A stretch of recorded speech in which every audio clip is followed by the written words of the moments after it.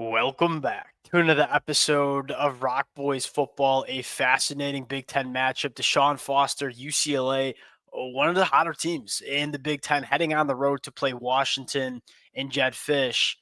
Very similar situations that both of these programs are in, right? Year one in the Big Ten, year one head coaches. And I think on aggregate, you feel really good about where both of these programs are going.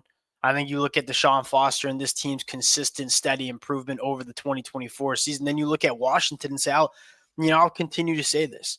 This Washington team is better than their 5-5 record. You take a look at some of these numbers. This continues to be one of the craziest stats in all of college football. Washington is outside of the top 100 in points per game, only scoring 20.3, but they're averaging 6 yards per play, which is a top 40 mark in the country. This Washington team does a lot of good things, a lot of good things. But there are certain aspects, specifically red zone offense, that have been a disaster with Washington. And you look at the end of the day, for an offense, the point is to put points up on the board. Doesn't matter how good you move the football if that is not getting reflected on the scoreboard. If Washington can clean that up, this team can be really dangerous.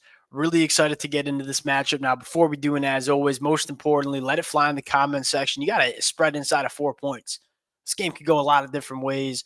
Appreciate you guys rocking with it. If y'all do enjoy the content, consider subscribing to the channel. Without further ado, let's get into this one. I want to look at this UCLA offense going up against the Washington Huskies defense that, yeah, not a great performance against Penn State, but has been much better than I expected them to be in 2024. I give a massive shout out to Coach Belichick. And I think this Washington defense from a personnel standpoint is probably not where Jed Fish wants it to be. I think it's going to be a better from a talent standpoint going into 2025. I think Coach Belichick's doing a really good job getting the most out of this Washington defense. Now, you're looking at a few keys to this matchup. I think it first starts with UCLA keeping Ethan Garbers clean. Ethan Garbers has been kind of a roller coaster in 2024. I think a large part of that has to deal with the offensive line. When Ethan Garbers has clean pockets to throw from, he's a 74% completion percentage, 1,300 yards, 10 touchdowns to 2 interceptions. He is really, really good when you can keep him clean in the pocket. When you don't keep him clean, which UCLA hasn't done a great job of to start 2024, doing a better job of lately, Ethan Garbers' completion percentage falls from a 45% completion percentage, 2 touchdowns, 7 interceptions. When you see Ethan Garbers play his best football, the offensive line has given him help. When you see him play his worst football, he's really not getting much help from the offensive line. So the first key here is, can UCLA keep him clean in the pocket? I think the second key here is, can UCLA continue to run the football? The running game for UCLA to start 2024 was a disaster. I mean, they really could not run the football. They found themselves in a lot of third and long situations. That's not where you want to be if you're UCLA. The biggest difference between UCLA to start 2024 and where they are right now, they're starting to get the run game going. When you look at that game against Iowa, ran the football exceptionally well, stayed out of those third and long situations. And when you can run the football, and you can stay out of those obvious passing downs and slow an opposing pass rush down, that's kind of a good way to keep some pressure off your offensive line of pass protection. So can UCLA continue to run the football effectively, stay out of those third and long situations, take a little pressure off of that offensive line of pass protection, and kind of keep Ethan Garbers in this UCLA offense with the whole playbook at their disposal?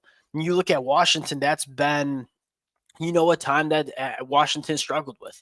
You go to that Penn State game, 0 tackles for loss, 0 sacks. It's really hard to win football games when you are not creating negative plays on defense. Washington struggled to do that against Penn State. Can they create some negative plays against UCLA this Friday night? That's going to be a large storyline in terms of how well you can stop this UCLA offense. And I think finally, there's a little bit more space that's getting created within this UCLA offense. You look at 209 passing yards for UCLA against Iowa, 120 of those yards came after the catch. And I think Coach Bieniemy is doing a good job getting guys like Logan Loya or Quasi Gilmer, who I think is going to be a stud for the next couple of years for UCLA, getting them in space, letting them be athletes after the catch. If you can do some of those things, I think this UCLA is kind of the reason this UCLA offense has really found their stride over the last couple of weeks. Now you flip the sides here. This Washington offense, again, I'll say it till I'm blue in the face. This Washington offense can move the football. You look at 6 yards per play, that's top 40 in the country. But when they get into the red zone, they really struggle. So whenever you're talking about Washington, it starts with what they can do operating in the red zone. And I think it's concerning because we talked about this storyline going back to the month of September. And our kind of take was, hey, Jetfish is going to figure it out. I think the problem is you're in the middle of November now, and you still haven't figured out what you want to do in the red zone. How can you go score touchdowns? The kicking game has been inconsistent. Washington needs to start putting up points in the red zone. Moving the football between the 20s has not been a problem for Washington, but when they get inside the 20, their offense just doesn't really have an identity. They've been playing around with playing the true freshman DeMond Williams, getting him in kind of that pseudo wildcat situation. You got to fix the red zone offense, and if you can do that, this Washington team's really dangerous. Now, you look at UCLA, very good stop in the run. I think that's one of the kind of storylines that you're looking at. Washington has what I think is one of the best running backs in all of the Big Ten, and quite frankly, all the country, and Jonah Coleman. They've been running the football decently over the last couple of weeks, not so much against Penn State. UCLA is very good in the front seven. They got linebackers that are playing at an exceptionally high level. Can Washington get the run game going against UCLA, who's right now a top 15 rushing defense in the country? That's the number one thing you're looking at. I think number two, whenever you talk about Washington, whenever you talk about stopping Washington's offense, it comes to tackling in space. Like Jed Fish gets the ball out quick to your playmakers in space and lets guys operate after the catch. If you're UCLA and you want to stop this Washington passing attack, you got to tackle guys in space. This Washington offense is not going to be an offense that's consistently pushing the ball down the field. That's just not how they want to operate on offense. Squeeze down, tackle in space. If you can do that, then I think you got to put yourself in a good position to deal with Washington on the defensive side of the football. The only issue for UCLA is this secondary it's taken a step back with Dan Lynn moving on to USC. And I think, quite frankly, just the personnel, you lost some really good football players. Like Kamari Ramsey in the back end, that was probably the best safety that UCLA had last year. He goes to USC. I think UCLA is still trying to find answers in the passing attack, or in the secondary, I should say. Can Washington capitalize on that? I don't see Washington having a ton of success running the football against a very good UCLA front seven. Can they get after it in the passing attack? That's kind of the question you were looking at. Getting into the pick, UCLA 3.5-point dogs on the road. I'm going to take UCLA in this football game for a couple of different reasons. One, you look at Washington, they just went on the road to Penn State late Saturday night. Now they're coming back to the West Coast. Washington's been on the road and has traveled a lot. And I think you can kind of see that maybe playing a factor in how Washington is playing down the stretch. UCLA played Friday night. They get an extra week to prepare. They get an extra week to get healthy. Now they go on the road to play Washington.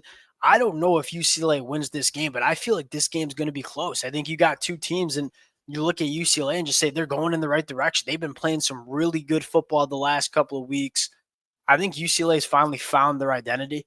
I think they finally found how they want to win football games. Is it going to be enough to go on the road and beat a Washington team that I got a lot of respect for? I'm not sure, but I do think it's going to be a close one.